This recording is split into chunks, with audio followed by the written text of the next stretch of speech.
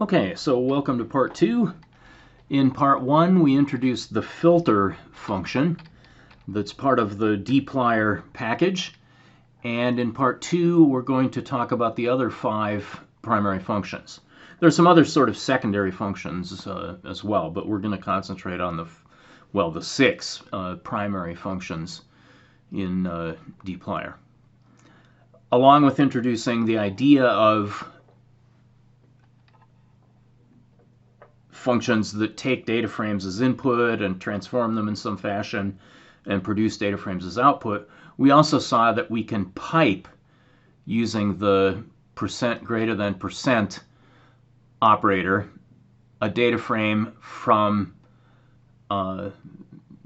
into one of these functions and into another one of these functions and hook together or chain together a sequence of these data frame manipulation functions.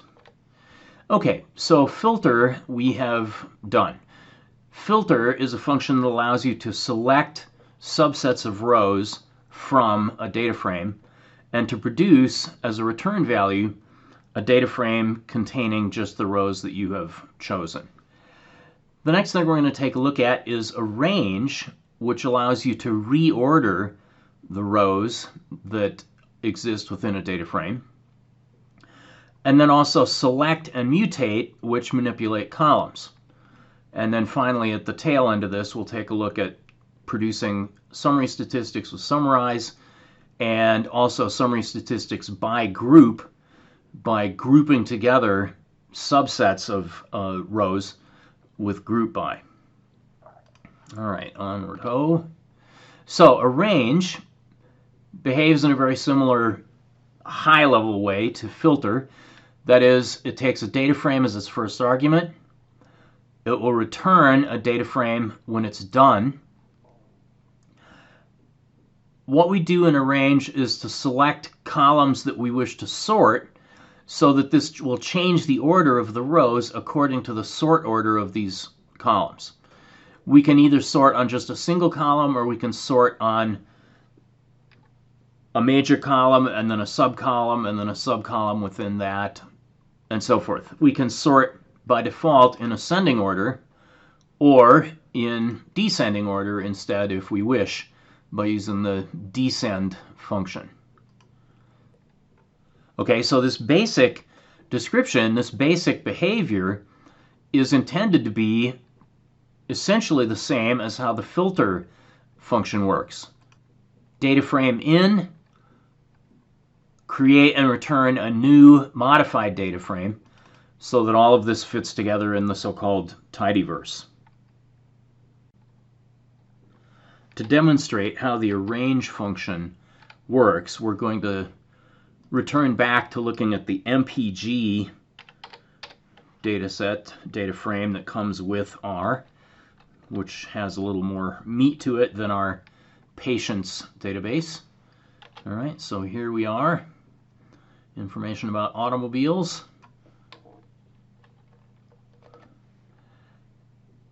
Let's suppose that I would like to have these arranged, these observations, these rows arranged in ascending order of the displacement of the engines, that is the number of liters of engine size.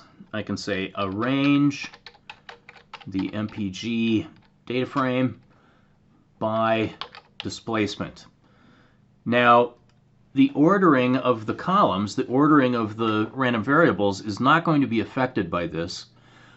All that's going to happen is that the rows, the observations, are going to be reordered so that everything is in ascending order by displacement. All right, so now I've got 1.6, 1.8, and so on and so forth.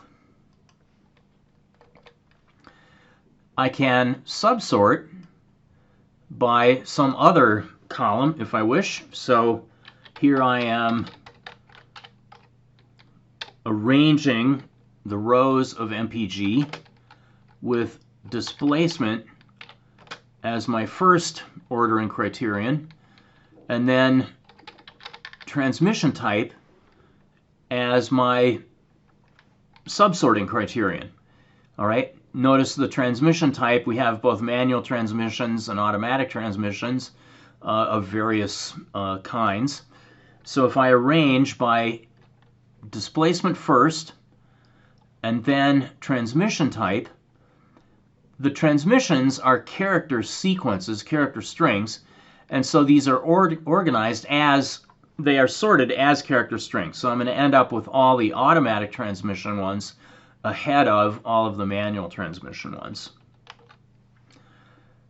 All right, so here we have the 5 1.6 liter engines with the 2 automatic transmission records coming ahead of the 3 manual transmission records. And then going on to the 1.8, there's quite a number of 1.8s apparently, and I have the automatic transmission ones first.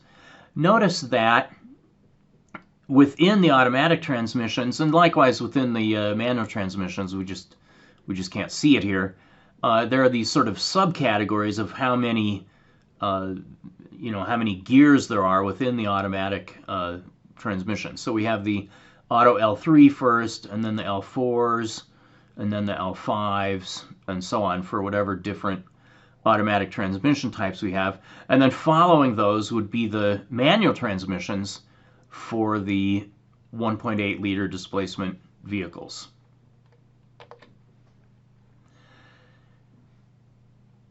In this example on slide 7, I am using a couple of pipe operators with a filter ahead of my arrange. So instead of arranging the records of the entire original data frame, here I'm only looking at the 6-cylinder vehicles, and I'm sorting the transmissions in descending order rather than ascending order. Perhaps because there's a belief, which I have not tested, that manual transmissions get better gas mileage than automatic transmissions. So let's give this one a try. So I'll say with the MPG data frame, let's pipe this guy into filter so that cylinder is 6. We can see the intermediate result there. All right, so now all we have are 6-cylinder transmission vehicles. We have a total of 79 records, whereas the entire data frame has 234 observations or rows in it. And if I now take that and pipe that into, whoops, wrong order, percent greater percent, there we go, into arrange with displacement in ascending order and transmission type in descending order. Okay, so I have displacement in ascending order, and then within a given displacement, here we have a couple of 2.5 displacement engines, I have the manual ahead of the auto. And likewise for the 2.7, I have the 2 manuals ahead of the auto. And then for 2.8, I just have several manual transmission vehicles, presumably with some automatic transmission vehicles following those. Okay, so that is what arrange does. It allows you to change the ordering of the observations of the rows within the data frame by sorting and subsorting based on the variables, the columns within the data frame. Now select is working on columns rather than on rows. And select actually performs sort of a combination for columns of what filter and arrange do for rows. Now filter selects a certain subset of rows without changing their order, and arrange changes the order of those rows by sorting them according to certain columns. Select both allows me to select the columns that I want and eliminate the other columns, it also allows me to select those columns and specify the order that I want those columns in.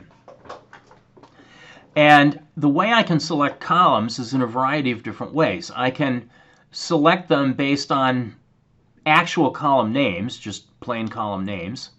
I can also select them based on pattern matching, that is, column names that start with something or end with something or contain something, or that match some kind of regular expression pattern. As a shorthand, if I want a whole sequence of columns in their existing order, I can use the colon notation like I can to create a numerical sequence. And if I stick a minus sign in front of a column, or for that matter in front of a sequence, then those columns will be excluded from the resulting data set. Now, so the select function will return a new data frame with just the selected columns, and the row order is not going to be changed. If you want to change the row order, then you would pipe this into an arrange function. So once again, it's built to fit nicely into the tidyverse collection of dplyr functions. Now, so here we're just displaying MPG again to discuss the columns that are available. And in my screen here, unlike in my course notes on slide 9, I have room to show all of the columns that exist. And they are in this particular order: manufacturer, model, displacement, years, cylinders, etc., etc. Now, if I want only, let's suppose that I'm interested in studying engine size versus mileage, engine size and transmission type versus mileage. And therefore, I probably don't care about things like who the manufacturer is, who the what the model is, what the class is. So I can say select from the MPG data frame, let's say the number of cylinders that the vehicle has, the displacement of the engine, the transmission type, then the drive type, whether it's front wheel, rear wheel, or four wheel. Notice here we have a four-wheel drive vehicle here, the Audi Quattro. These other ones happen to be front-wheel drives. And I have the fuel type and the city and highway mileage. There we are. So I have selected the particular columns, the particular random variables that I want, and I have also specified the order that I want those to appear in. Okay, so I've got cylinder first, followed by displacement, followed by transmission, instead of displacement and then year and then cylinder and transmission. Another way of achieving the same thing, which because the column names are longer, turns out not to be less typing, is I can select from my MPG data frame not to include manufacturer and not to include model and not to include year and not to include class. So I'm telling select which columns I don't want. One effect of this is that the columns that remain will come out in the original order. So perhaps I don't want that original order, but that's what I'm going to get here. All right. Okay, so I have displacement, cylinders, transmission, drive, city miles, highway miles, and fuel type. Yeah, so the same variables, but in the original order that they exist within MPG, rather than in this modified order. Let's see. Oh yeah, I got the fuel type at the end. All right. Now, let's suppose that I want the cylinders first and the displacement next, and then I realize that I just want everything from the transmission type up to and including the fuel type. Okay, so here's my original MPG, and I want to get the cylinders first and the displacement next But then I want all of this stuff from transmission type up to and including fuel type, and I'm happy to have that in the existing order. All right, so that's what I'm getting here. Select MPG, cylinders, displacement, then everything from trans up to and including fuel type. And there we are. Okay. You can also change the names. Whoops. You can also change the names of columns. For example, displacement might not be something that's quite so comprehensible. So maybe I just want to change that column name to liters, since people are used to hearing about, 5.6 liter V8 engines in SUVs and so on. And FL is a little bit too terse, perhaps. So let me rename that column as fuel instead of FL. And let's see what I get here. So now I'm going to select from the MPG data frame cylinder. I'm also going to select displacement, but I'm going to rename it as liter. If I can type. There we go. And I'm also going to select fuel, but rename it with the name fuel instead. And then I'll just have the city and highway mileage. Okay. And by the way, what's showing up here as fuel, P here means premium gasoline. And I think that's all that we've seen so far. Let me go back. Yeah, all of the examples that we've seen so far are premium gasoline. But we'll get to other fuel types as we chug along here. The fuel types are remarkably poorly documented, it turns out. All right. Now, here I'm doing a combination of selecting certain variables and then arranging the rows by descending highway mileage and descending city mileage for a given level of highway mileage. So let's give that a try. MPG piped into select, and I'm choosing cylinder, displacement, trans:/FL. And then I want to, now I'm not renaming columns in this case, I'm just going to live with displacement and FL. I'll be okay with those. And now I want to arrange those rows by descending highway mileage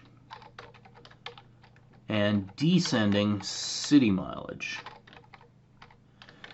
That is, I want the best mileage vehicles first. And I'm going to give highway miles priority over city miles. All right, so here we are. So I've got cylinders, displacement, and then everything between trans and fuel, which includes the drive type. Notice that these things are sorted by descending highway mileage. So I've got 44 a couple of times, 41, 37, 36 a couple times, 35 a couple times. And within that highway mileage, if I have differing city mileages, the city mileages come out ahead. So Highway 44 City 35 comes ahead of Highway 44 City 33. And likewise down here, for Highway 36, City 25 comes ahead of City 24. Here we do see some other fuel types.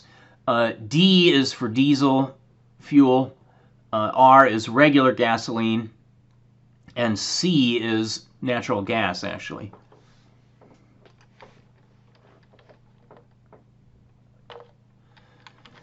Okay. Now, so we have so far used select to just select certain columns by name, and in one case we changed the resulting names of those columns to different names. If we want more flexibility about which columns we select, let's suppose that we have some massive data set that has all kinds of attributes, all kinds of random variables, whose names are very similar to each other and perhaps differ by, let's say state name. So perhaps we have a giant health-related database.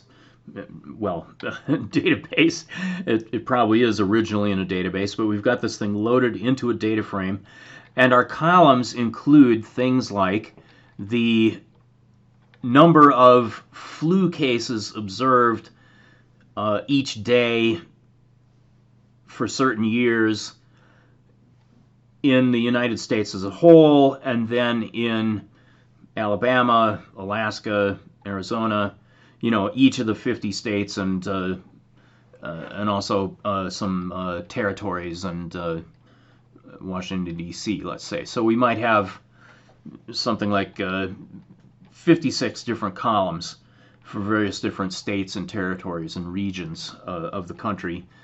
And then suppose we have another collection of columns for strep throat cases, and another collection of columns for measles cases, and another collection of columns for mumps cases or bubonic plague cases, or whatever it might be.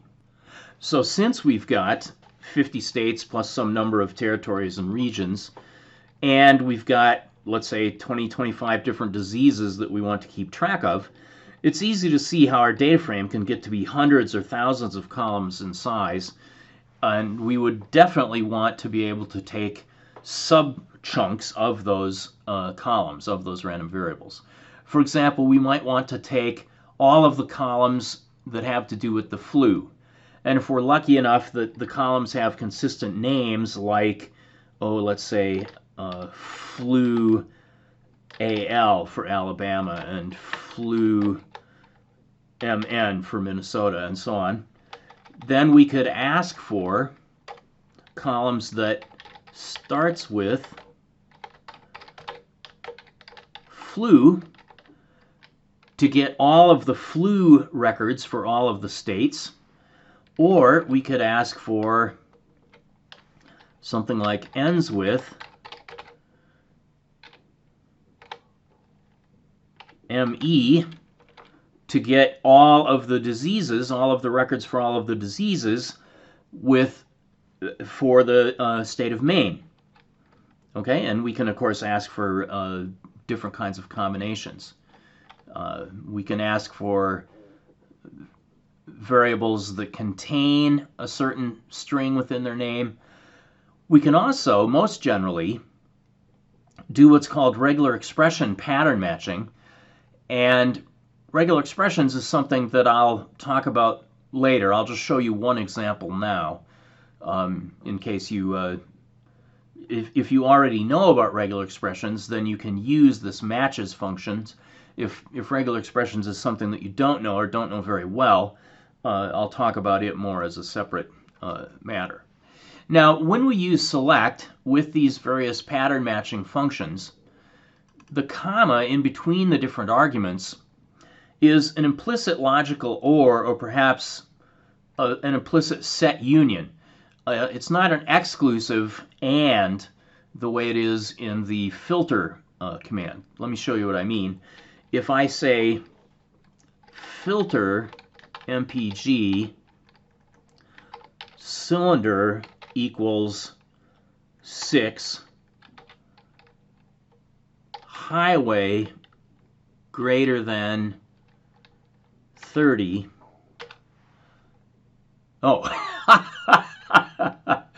Okay, I guess it was wishful thinking for me to think that there might be a 6-cylinder vehicle that gets better than 30 miles to the gallon on the highway. So let's try filter MPG cylinder equals 6, highway greater than 22. There we go. Okay, so we got some records that time. So all of these have cylinder equal to 6 and also have highway mileage of greater than 22. It's not cylinder equals 6 or highway mileage greater than 22. In the case of starts with, in the select function though, the meaning is an or. So let's see some examples here. If I select from MPG variables or columns, random variables, two different names to the same thing, of course. If I ask for columns whose names start with an M, ends with an L, the meaning here is variables whose names start with an M or whose names end with an L. And so I get things like manufacturer and model. I also get, well, model both starts with an M and ends with an L. Displacement, cylinders, and fuel, those all end with L. So in effect, it's the union of the columns whose names start with an M and the columns whose names start with an L. If I want to do both, if I want to have starts with M and ends with L, I can use my good old logical AND operator. So here I'm saying select from MPG starts with M and ends with L.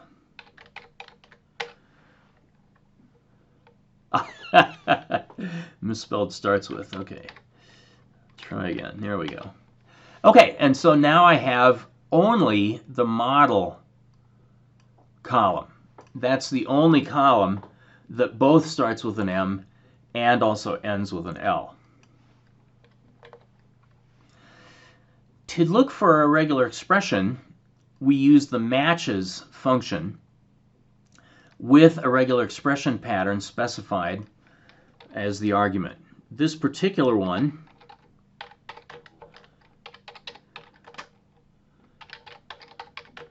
regular expression, when I use the caret symbol, that means to match the beginning of the string, in this case the column name. So I'm looking for column names that begin with dot means some arbitrary character. So any letter, any digit, any punctuation mark, any space, any character at all is what dot matches. And by giving 3 dots, what I'm saying here is that I'm looking for columns whose names begin with 3 arbitrary characters, and then the dollar symbol matches the end of the pattern, the end of the variable name. So in effect, what this pattern is saying is, let's look for all of the columns whose names are exactly 3 characters wide. That is, they start with some character followed by another character followed by a third character, and then they end. All right, so this is only going to match the column names that are exactly 3 characters wide. And in my MPG data frame, that's the cylinders, drive type, city mileage, and highway mileage columns. Okay, so this might seem like a sort of a strange facility to have, but again, let's suppose we have some massive data set with hundreds of columns for various different states, various different counties, various different regions. There may be some regular expression pattern that we can come up with that will exactly select just those columns we want and exclude the things that we don't want. Okay. All right, well, we'll leave it at that, and if and when I get to talking about regular expressions, we'll look at some more examples. There's a function called everything that you can use in select, which means to match every one of the columns, or in some sense, every one of the columns except for any other ones that you've already specified.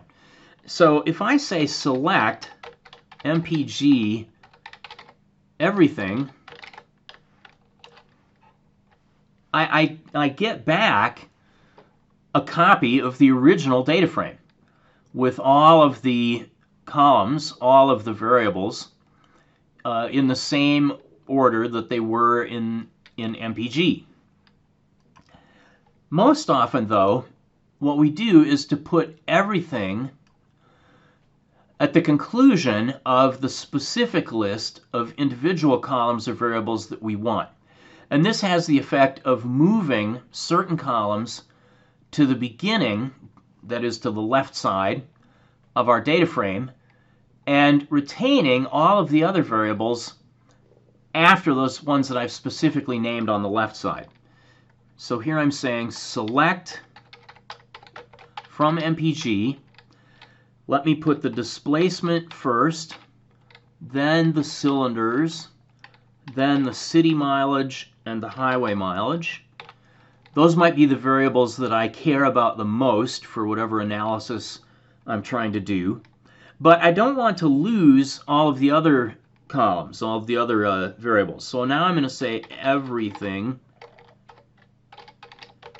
And in effect, that means that everything else goes after highway. All right, so I have displacement, cylinders, city, highway, and then all of the remaining columns in their original order are positioned following highway. So I've got manufacturer, model, year, and then I've got transmission, drive type, fuel type, and class coming after the four specific columns that I asked to move to the front. Okay, so that is the select function. It allows us to select a subset of the existing columns. It allows us optionally to change the names of those columns if we wish by saying things like liter gets dispel if we are happier to talk about liters of displacement rather than displacement. We talked about how to include individual columns, how to exclude individual columns, how to request a sequence of columns in order, and also how to use matching functions to select certain columns. Now we're going to take a look at how to create new variables within the data frame, typically as some kind of function of existing variables. And this is the mutate function.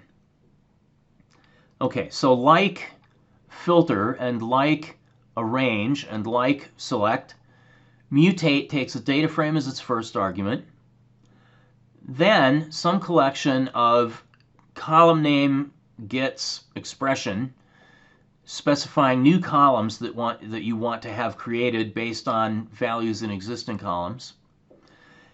And after those columns have been created, mutate returns the resulting modified data frames. Now, the new variables, the new columns, by default are always positioned at the end. All right, so let's see how this works. I'm going to say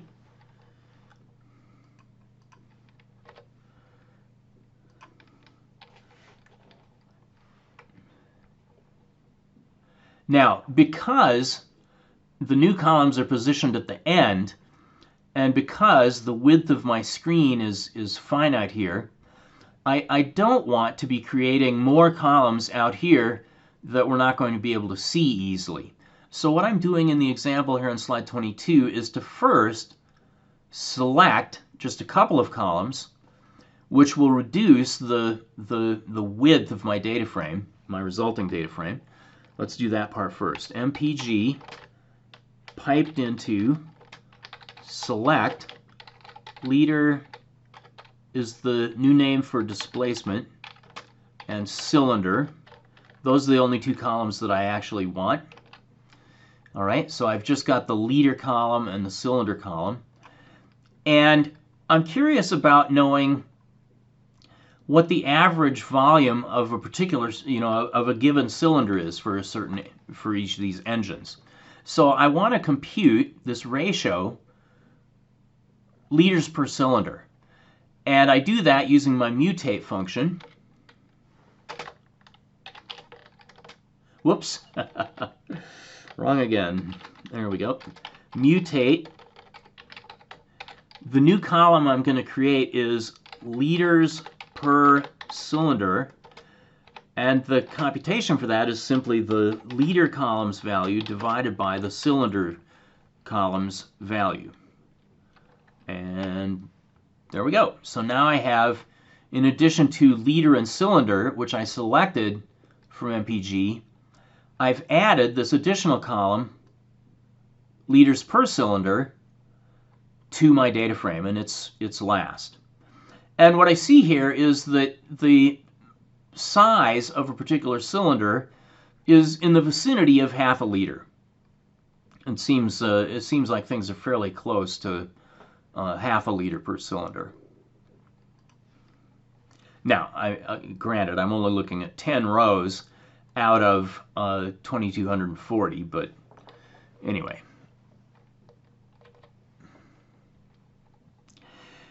What if I wanted to take that newly added column and move that column to the beginning of the sequence rather than the end of the sequence of columns? Well, this is, of course, what the select function is intended for, is to select / change the order of columns in a data frame. So if I do the same thing again,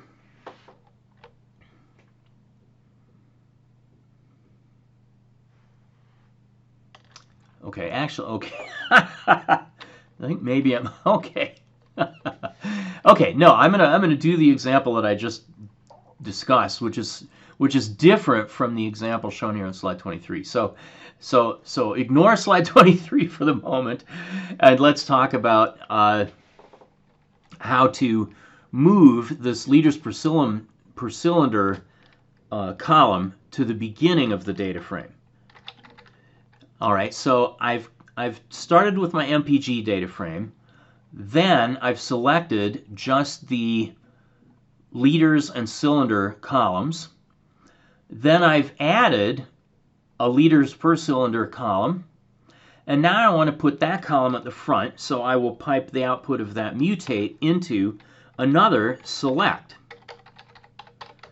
And I'm going to put liters per cylinder at the front and everything else afterward.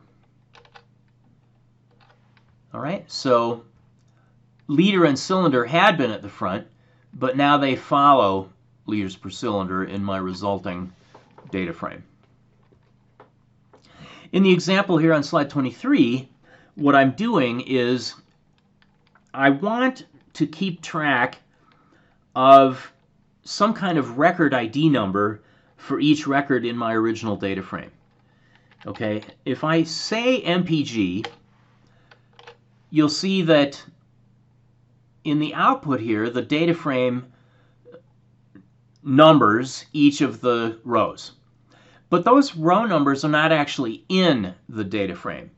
And we can see that if we say MPG piped into, whoops, piped into arrange by cylinder.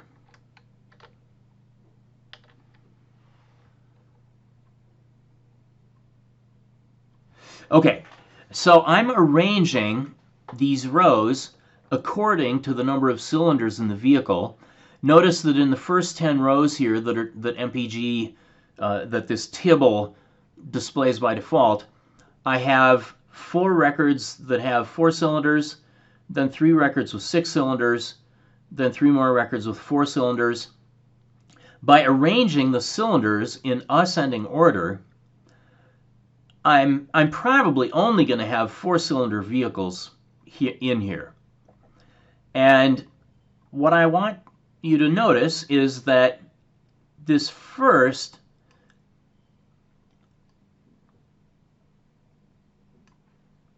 four-cylinder row following the 3 6-cylinder rows is currently labeled row 8. But that row is going to move and have a different label when I do the sorting. All right, so here is my Audi A4 Quattro, 1.8 cylinder displacement, 1999 vehicle, 4 cylinders, manual transmission, 18 miles in the city, 26 miles on the highway. That's the same as what had been indicated as row number 8 in the original data frame. But here in this new data frame that I've created, it's marked as row number 5. Well, maybe I don't really care. Maybe I care about the observations, and I don't care about the ordering of those observations. If that's the case, if all I care about is the individual observations and I don't care about the order, then this is not a problem. But maybe for some reason I do care about the order in which these observations were made. So what I would like to do before I start messing around with this data set, this data frame, is to permanently number each one of the records with some unique label. And the easiest way to do that is to simply use the row number itself as the unique label for each row. And with all of that long-winded introduction, here is one way of doing that I'm showing here on slide 23. There are other ways of doing this as well, but we're talking about mutate here, so let's use mutate for it. MPG is my data frame, and I want to create, using mutate, a new column which I'll call row ID. And the row ID is simply going to be the row number of the current row. And if that's all that I do, here's what I get. Interesting. Okay, I wasn't sure whether this was going to happen, but fortunately it compacted the class column and the transmission column as well as the model column so that row ID would fit in the output. And you'll notice that all that's happened here is that these row numbers, 1, 2, 3, 4, 5, 6, 7, 8, 9, have now been permanently put in place as a column. If I would like that row number, that row identifying number, to be first, then I can use my select trick like I just did before. I'm going to select that the row ID be first and everything else come afterward. All right, and so now I have the row ID first, and then the manufacturer, model, displacement, year, cylinder, and so forth. Now if I take this data frame where the row ID number has been saved as a column, and I feed this into a filter for cylinder, not filter, arrange. I don't want to select just records with a certain number of cylinders. I want to arrange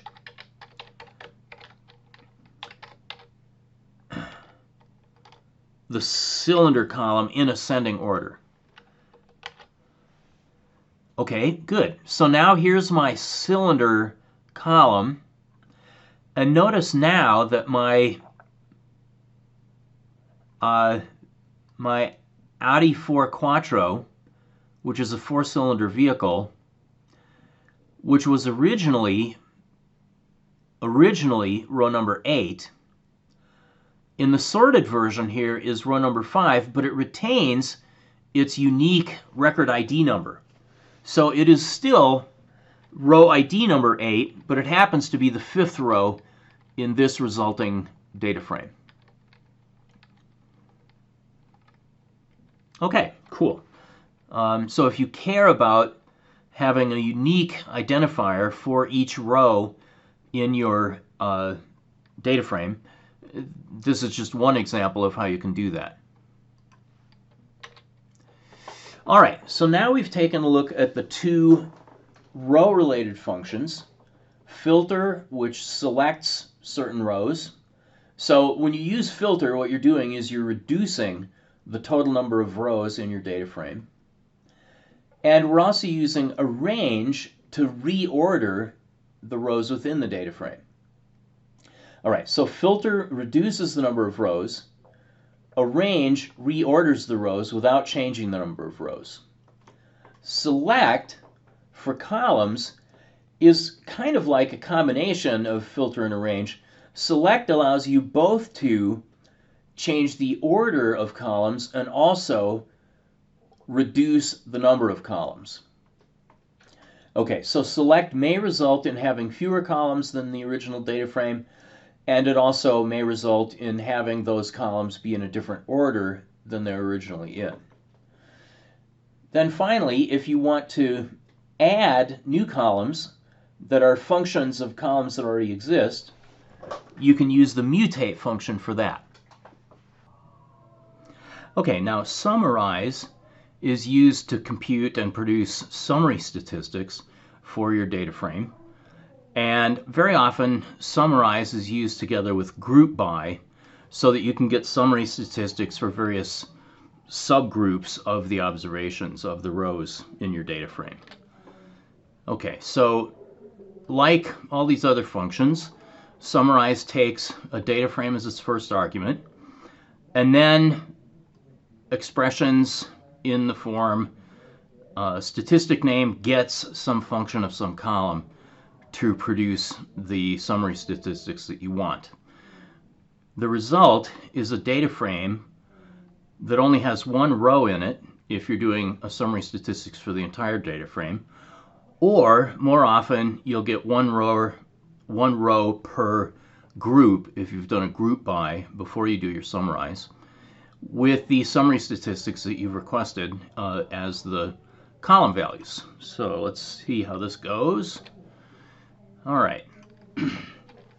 So I've got my MPG data frame here. All right, and if I ask for summarize of MPG, well, let's see. One thing I'd like to know is just how many rows there are. So let me ask for n rows as the result of the function n. The function n, when used within one of these tidy functions, with one of these dplyr functions, tells you the number of rows in the data frame.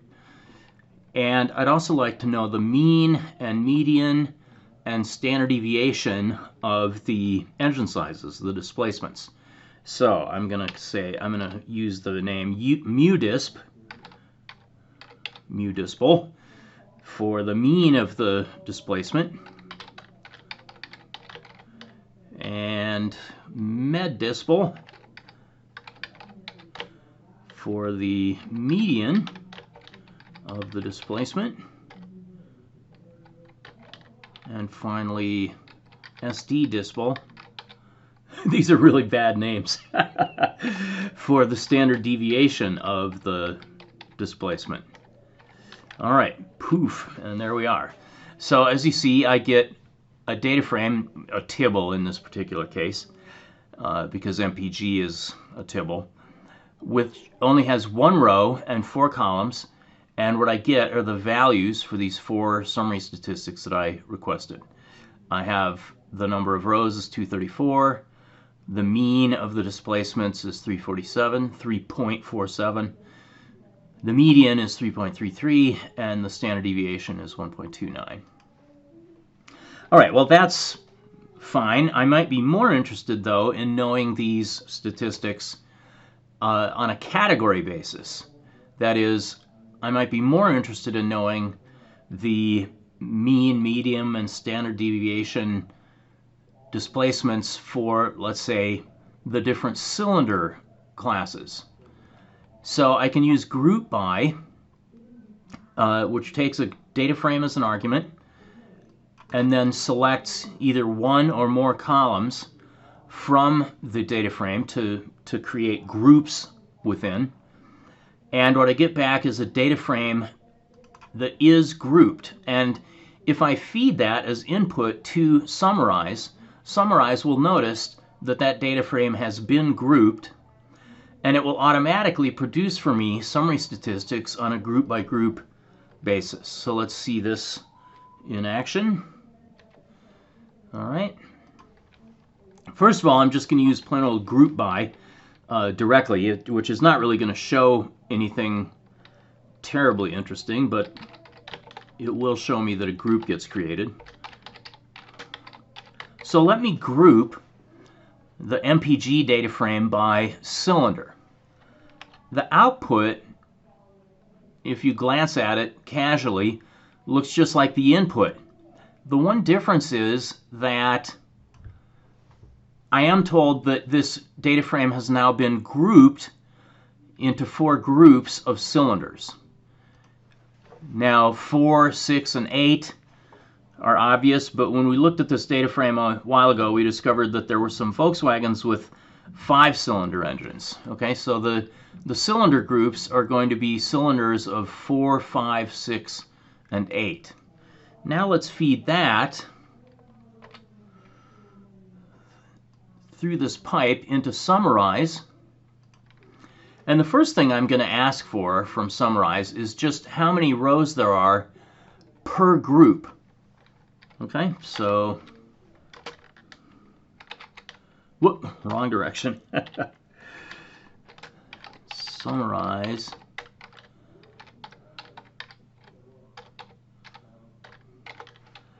And, all right, so in this data frame describing various automobiles, there are 81 with 4-cylinder engines, only 4 with 5-cylinder engines, 79 with 6, and 70 with 8. So 4, 6, and 8 are approximately similarly popular, and 5 is a bit of an oddball. Now let me ask for various statistics, summary statistics regarding highway mileage, but on a group-wise basis rather than for all cars together. All right, so I'm going to, again, group my MPG data frame by cylinder and summarize. Let me not use the variable names, the column names, just for one example. Let me just say max HWY, min HWY, mean HWY, SD HWY, just to show you what happens. If you don't specify the column names that you would prefer, then Summarize just uses the function names that you gave in string form, which is just frankly pretty ugly. And these things are enclosed in what are called backtick or backquote characters. So it's much better to give these things names. So max highway and min highway and mu highway and SD highway. Okay, so the column names now are going to be better looking. and easier to type. I can recall that MPG, well, actually, okay. MPG is a data frame, it's true, but more importantly, the output of the summarize function is a data frame as well. So let me get this one back and give it a name. So, ugly sum. I'll create a data frame, technically a tibble, called ugly sum, containing these ugly names. I can say ugly sum, and to access a column, since a data frame is a list, I could use a $sign,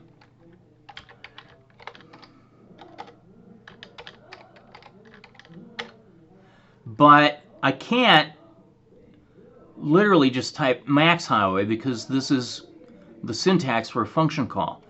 And consequently, what I have to remember to use is these silly backtick characters around the name to get out that column of maximum highway miles for the different number of cylinders in the engine. That's, you know, that's ugly. It's just too hard to remember. So give the columns in the summary statistics easy to type and easy to understand names, and that will be an improvement. All right, so there we are. So we have the maximum highway miles, minimum highway miles, mean highway miles, and standard deviation of highway miles on a per cylinder size basis. We've got one 4-cylinder engine here with a truly terrible highway mileage. All right, we've got to find out what that one is. So MPG into filter HWY equals 20, cylinder equals 4. Wow. Toyota 4Runner and Toyota Tacoma. So these are four-wheel drive trucks with 4-cylinder engines. All right. I shouldn't laugh, but good heavens, why would you get a truck or an SUV with a 4-cylinder engine? I guess people did or do. Well, there we go. Okay. Now, I can specify multiple columns to group by, and the first column is the major grouping, and then the second column is the subgrouping within that major grouping. Here on slide 31, I'm grouping by cylinder first, and then by year within cylinder. So let's take a look at that. All right, so I'm going to group by, I'm going to, no, I don't want this variable name here. And I don't want those functions. Here's what I want. Okay, so these are my, all right, let me hit Control-C and type this in again because it's ugly. So let me group by MPG, I'm sorry, MPG is my data frame. Let me group by cylinder and then by year within cylinder. Okay, that's good. And then I will pipe that into a summarize with max highway miles, min highway miles, mean highway miles, and standard deviation highway miles.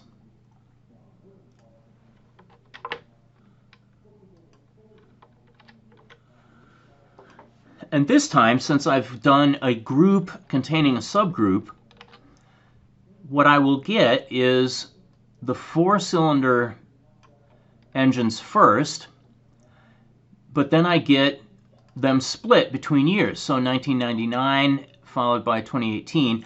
I didn't mention, but I will mention here that these are ordered in ascending order. So that's why I'm getting 4 and then 5, 6, and 8. And then in the subgroups, I'm getting 1999 ahead of 2008. All right, so my 2008 average highway miles is a little better than my 1999 highway miles for four-cylinder engines.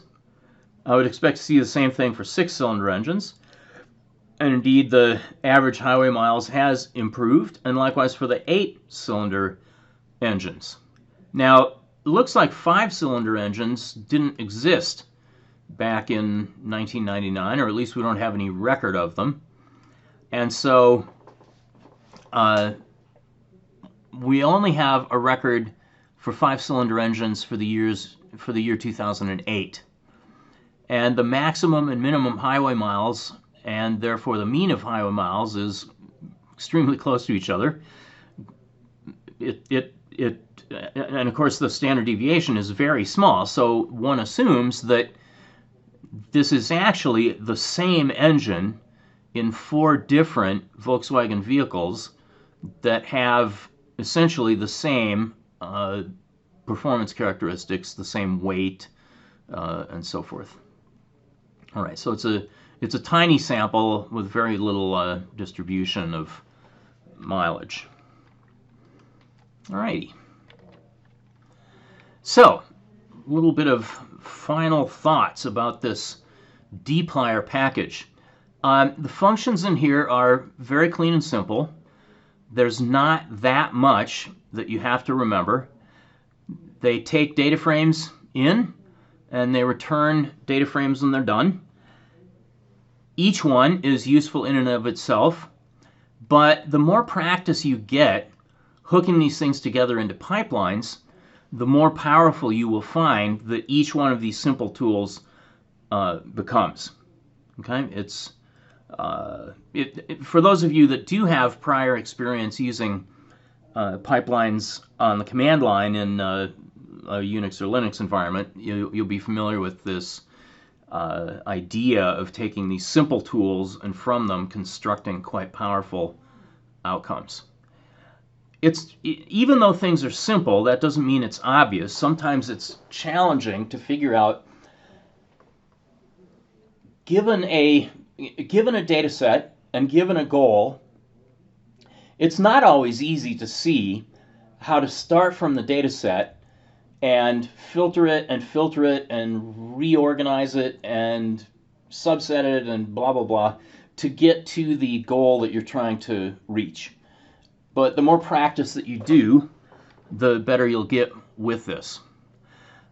One question that some people might have is, gosh, this seems a little inefficient to me to start with a data frame and then send it through a function that creates another data frame and send that through a function that creates another data frame and on and on and on. But actually,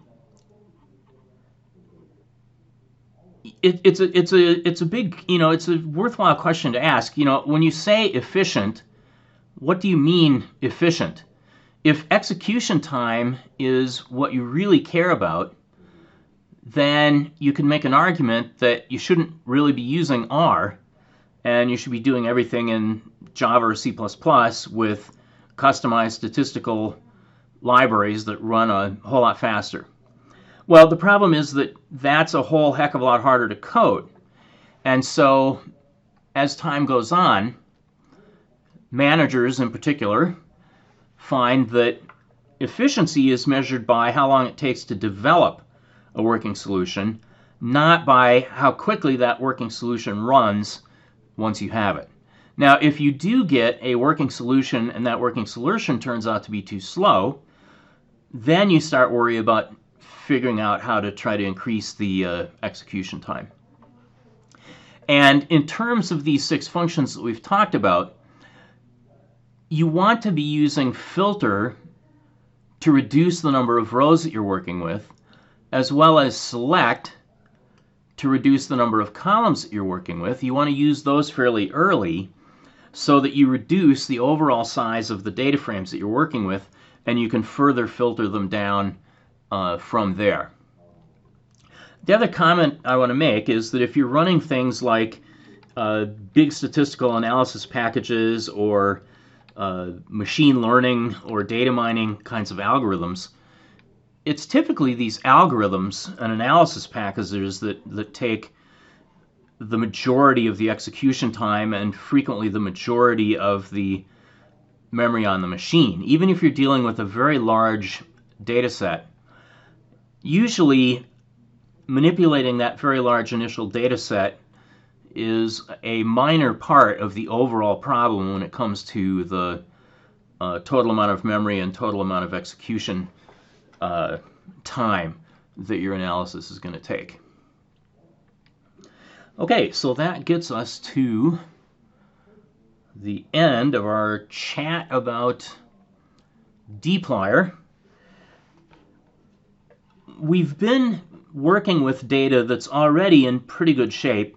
Our next task is to take a look at how to obtain and import and tidy the data to get it into the good shape where we can start using things like dplyr to take our data frame that's in good shape and from it extract the particular subset of data that we actually want to do analysis on. So this business of so-called wrangling data will be what we'll get into next week. Okay, hope you are all taking care of yourselves and take care.